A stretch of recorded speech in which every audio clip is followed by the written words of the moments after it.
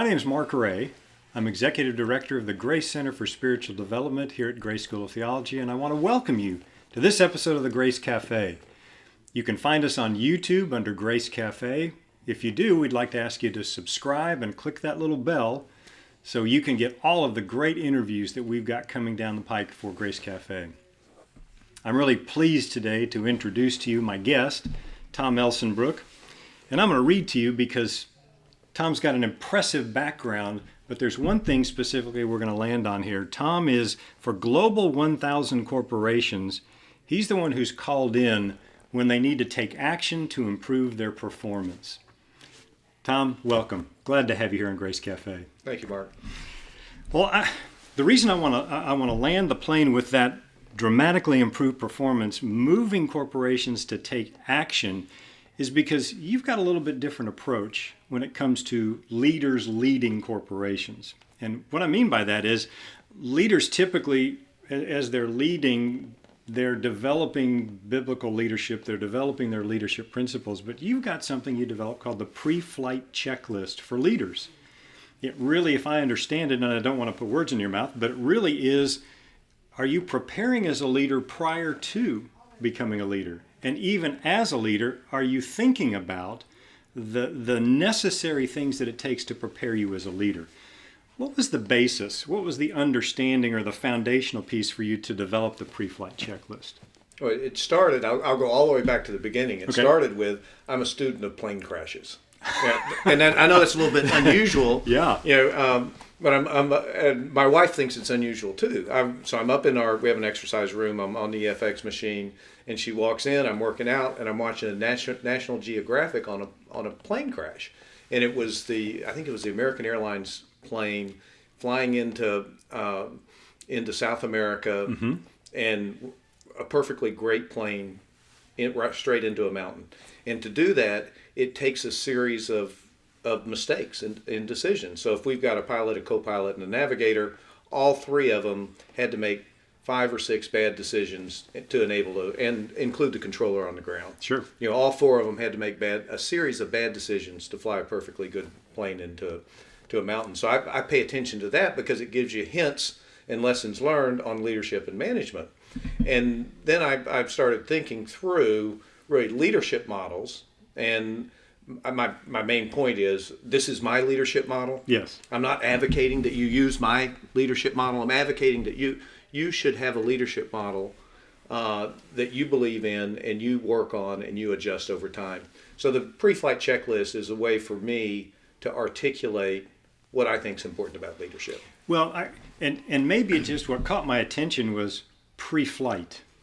Mm-hmm. So prior to you taking flight as a leader, you better have these, and I think it's 5, you better have these 5 things really well assessed before you launch into that. And maybe I'm putting too much emphasis on it. You're putting too much emphasis into the... It's a way to describe the model. Okay. And whether you've just started in your career or you've been at it for 20 years, this is what I would tell you, what it takes to be an effective leader. So, if you will, we're gonna keep this at the high level, and I'm gonna ask you, maybe put you on the spot here, but would you agree to come back and walk us more deeply through some of these on some subsequent Grace Cafe interviews? Yeah. Well, as a matter of fact, look at this. So the one that you gave me was the backside. It's blank. So what I'm saying is this is my leadership model. Develop yours. You can have anything in my model. Got it. Okay. But the most important thing is you build a model that you believe in, so that you can make choices about what skills do I need to develop, where do I need to invest, and how do I progress. Well, so and then how do you describe it? Sure. How do you explain it? Yeah. So given the fact... So you gave me the blank one to look at and read from. Given the fact... Good. Well, you've got 1, 2, 3, 4, 5, 6, 4... You've got actually 7. 7 elements here. Let me ask you about them. Give me kind of the high level, because this is the plan you've developed. I really want to kind of draw out of you, why is that an important aspect here? First one, clarity of purpose. Why is that important to a leader? Okay. A couple of things. One is if I start in a mentoring session and I say, Mark, and you say, I've got these problems, can you help me with them? I said, well, tell me why are you on this earth? And if you can't tell me why you're on this earth, and what your purpose is, it's going to be hard for you to make decisions on a longer range. Got it. The other thing that's so critical about purpose is if you're dealing with leadership, or you're a leader and you're trying to achieve high aspirations, that's hard. Okay, you're gonna come across failure. You're gonna come across discouragement. If you don't have clarity of what your purpose is, you're gonna quit. You're gonna give up. You're gonna pick an easier route. So there's a direct link between clarity of purpose and resilience. Well, there's no leader in any organization that's going to be successful without resilience. It's like that old statement: if you aim for nothing, you're certainly going to hit it. Yeah. So if I hear you, if you don't have that clarity of purpose, you're not even sure where you're going. It's directionally important, but it's also, it's when you hit those rough spots to not compromise your goals, not compromise your aspirations, not quit, to keep working. I was an athlete in college, you got to have resilience. Yeah. Because you get up, I just nominated one of my good friends to the Texas Tech Hall of Fame and the Athletic Hall of Fame, and I sent him a note on it, and I swam against him in every meet. We swam the same events, so I probably competed against him 50 times. He beat me 50 times. If you didn't have clarity of purpose that you wanted to, be a swimmer, and you might get discouraged and quit. As opposed to get back in the pool and work. Got it. Second one, winning attitude, maybe hand in hand with that same resiliency. Winning attitude is you can call it winning attitude or perspective. And let me flip to that section real quick, because this is one of my favorites. And grit and resilience. Okay, if you don't have clarity and passion towards your long-term goals, you won't have the resilience. Courage. Right. Do first what you fear most. And I love Shakespeare's. A coward dies 1,000 deaths, a courageous man but once. Yes. And if I could get everybody in my firm to realize that a coward dies 1,000 deaths, a courageous man but once, or woman, and you wake up and you put something off.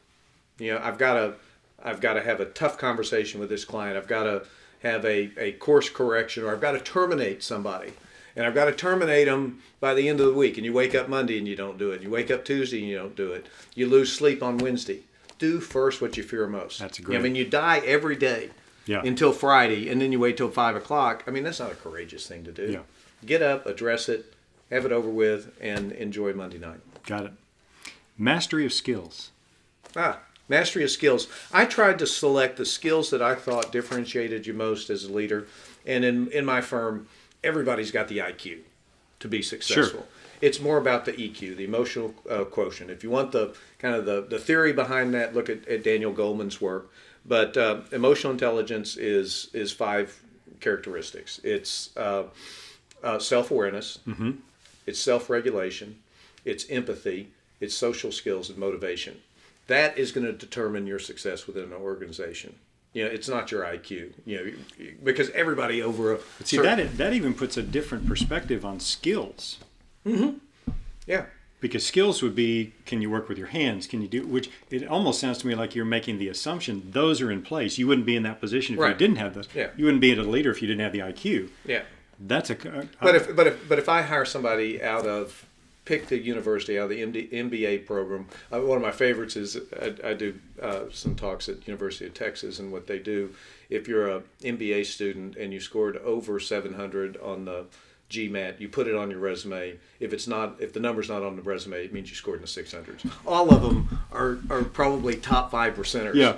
Okay, they got plenty of IQ to do whatever they're going to need to do to be successful in their job. It's the EQ. It's the emotional quotient. So that's emotional intelligence, effective conversations. Yes. I think you ought to seek to be a master of effective conversations. That should be your goal. Conflict resolution. The higher you go up in an organization, the more time you spend with and seek to be a master of conflict resolution. Systems thinking, how do complex systems work, and do you have a methodology to figure that out? That's a completely different skill set. Yeah, I think if the people we hire can already do math. Yes. And they can already speak English and write.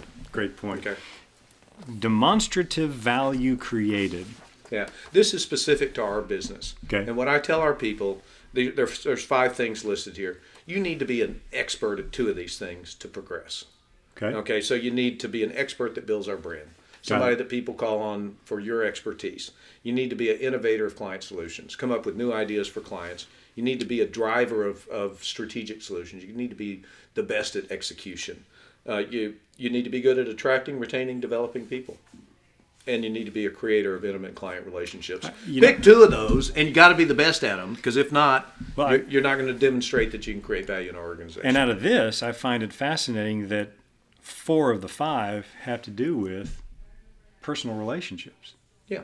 They have to deal with how do you relate to another person. And I understand that may be your business, but in any business, if you can't, unless you're on your own and you're making money and you're not interacting with anybody, if you can't develop interpersonal relationships, poets maybe, but if you don't really good poets that people will buy their stuff whether they like them or not. But I would also argue, if you can't be a really good poet if you don't understand people. Mm-hmm.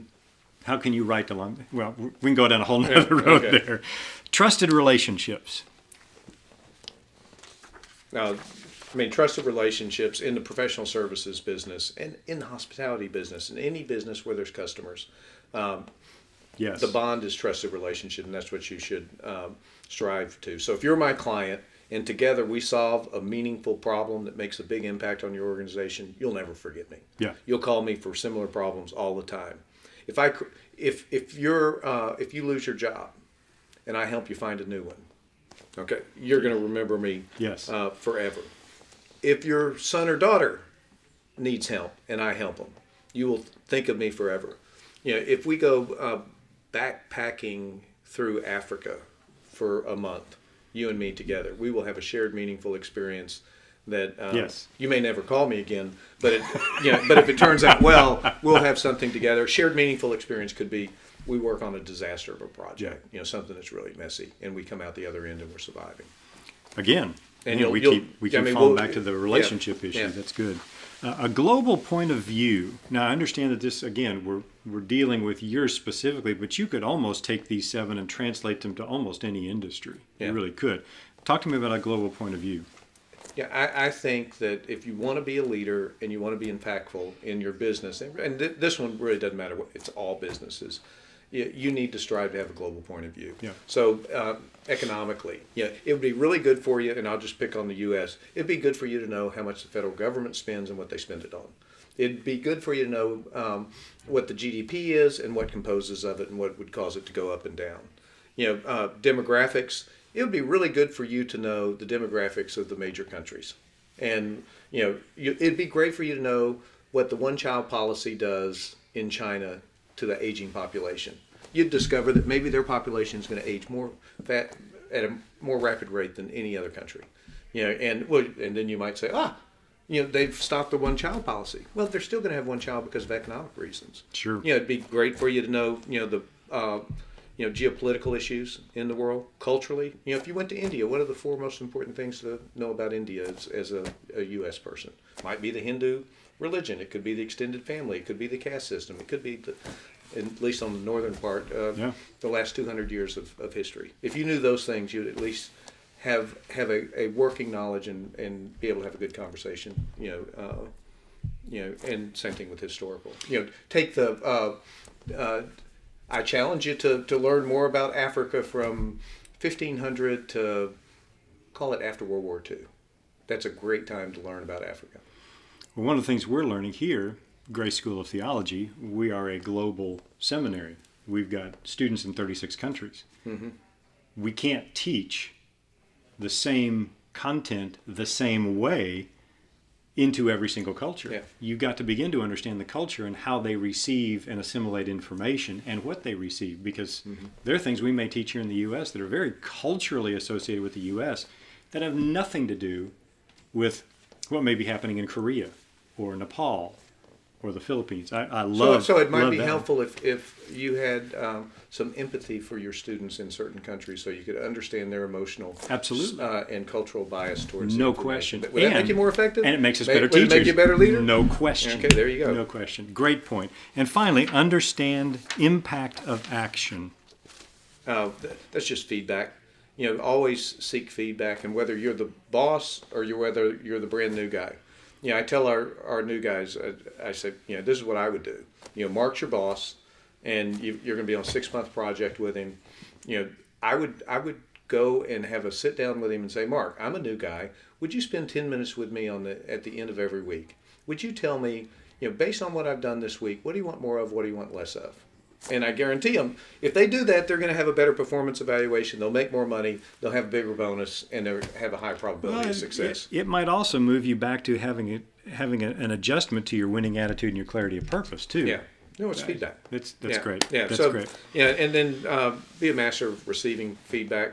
I've done in the last not always an easy thing to do. In the last 7 years, I've done 700 partner annual reviews, and after 700 of them, you can predict the responses. Don't be defensive. Ask questions. That's why you brought us in. being a master of effective conversation, you might want to balance inquiry with advocacy and find out, well, what do you mean by I need to show more respect for the people that work for me? Yeah. And I may take you down a few levels so that I understand what you're trying to say, and versus I didn't do that. I'm not like that. And you can see the defense. So be a master of receiving feedback. Be a master of giving feedback. And then spend time, reflect, course correct, and move forward. That's great. This all is part of a system. Yeah, no, and I beginning to see how they interplay with each other. This is a great, it's a great checklist. You've got a small corner here on your checklist, and this is one thing I would love for you, just as we kind of round out this high-level view of your checklist. You talk about conscious and unconscious, competence and incompetence. Okay, are you a golfer? I love the game. I rarely get out to play. Okay, so you are probably unconsciously incompetent about golf. Oh, I'm consciously now, you may not conscious be good about my incompetence. You may not have had enough instruction to be consciously incompetent. Yes. So my guess is, how many times did you play this year? None. Okay. My bet is you are unconsciously incompetent. Okay, so what I'm going to do... I'm taking your feedback now. Don Massengel's wife is here today. Yes. Her sons are teachers. I'm going to get you a lesson with them. You know what they're going to make you? They're going to make you consciously incompetent. You're going to know enough now to know how bad I really am, what you're doing wrong. And then after the 10th lesson and 50 hours of working on it, you can hope to achieve and become consciously competent. Okay, so you've gone from, I don't even know anything, and I'm unconsciously incompetent. I don't even know how bad I am, to now I've seen what good is, and I'm going, uh-oh, I am now consciously incompetent, but I'm going to work because it's connected to my purpose. I want to be a better golfer is one of my goals. So I'm going to work, and I'm going to become consciously competent. So where I have to think about anything. Everything before I do, I've got 100 swing thoughts. So I'm still not very good because I'm thinking too much. And it's not become a natural part of. And Mark, at your age, you're never going to get unconsciously confident. But those guys are in a different league. That's right. The guys on the tour, they get up there, and they've already thought about everything. They may have 1 or 2 swing thoughts. They click and they go, and they're unconsciously competent. And the same thing with if you seek to be a master of effective conversations. Right now, many people are unconsciously incompetent. In a very short period of time, they can become consciously incompetent. If you could ever master it, where it's part of every conversation you have, you will be a more effective person and a great leader. Tom, thank you. You're welcome.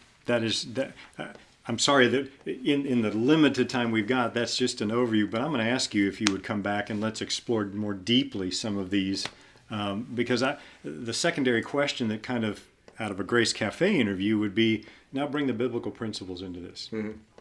Where do we see examples in the scriptures of clarity of purpose? Obviously, start with Jesus. Yeah. I mean, he's the fulfillment of just prophetic scripture. This is what I came to do. Yeah. I came to do the work of the Father. I mean, it's written all over it. So I would love the opportunity to come back and do that. Tom, thank you for spending some time with me this morning and being a part of this. I really appreciate it. You're welcome, Mark. You've been here with Grace Cafe. We're on YouTube. Again, if you will go to Grace Cafe on YouTube and you'll click on the subscribe and click that little bell. We can get more information on some of the great things that are happening here at Grace Cafe. Thank you for being a part of this. We look forward to seeing you next time.